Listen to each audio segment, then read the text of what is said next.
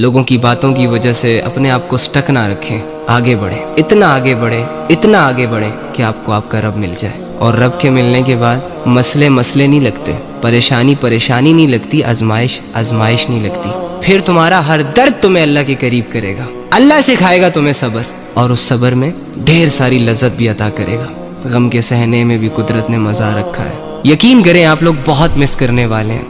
ان situations کو، جب دنیا آپ کو ہرٹ کرتی ہے اور آپ ادھر ادھر نظر دوڑاتے ہیں اور آپ کو کوئی سہارا نظر نہیں آتا،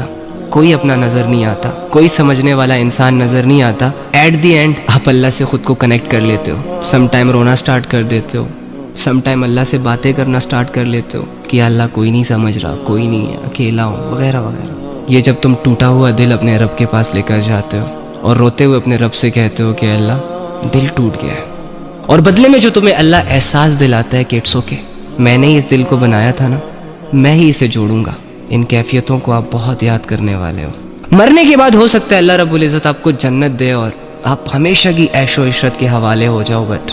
اللہ کو بن دیکھے اس کی عبادت کا جو احساس ہے نا، شاید وہ جنت میں نہیں ہے۔ بن دیکھے اپنے رب کے سامنے رونا، بن دیکھے اپنے رب سے اپنے دل کا حال سنانا، یہ احساس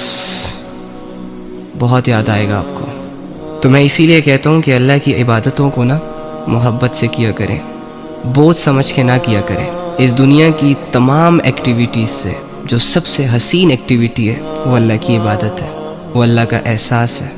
وہ اللہ کے سامنے جھکنا ہے۔ خدا کی قسم جس رب کو ہم چھٹلا رہے ہیں، جس رب کو ہم ٹائم نہیں دے رہے، جس دن وہ سمجھ آ گیا نا، جس دن اس کی معرفت ہمارے دلوں میں اتر گئی، اس دن کے بعد سے دنیا اور دنیا کی تمام رنگینیاں آپ کو بہت پھیکی پھیکی لگیں گی۔ لوگوں نے اپنا مال، اپنی اولادوں کو یوں ہی تو نہیں قربان کر دیا اللہ کے لیے، وہ سیریس ہوئے تھے اپنی زندگی کو لے کر، انہوں نے اپنے رب کے بارے میں سوچا، اپنی آخرت کے بارے میں سوچا، اور اتنا سوچا کہ ان کے دلوں میں اللہ کی محبت کے جذبے پیدا ہو گئے۔ اور یہ جو محبت ہوتی ہے نا،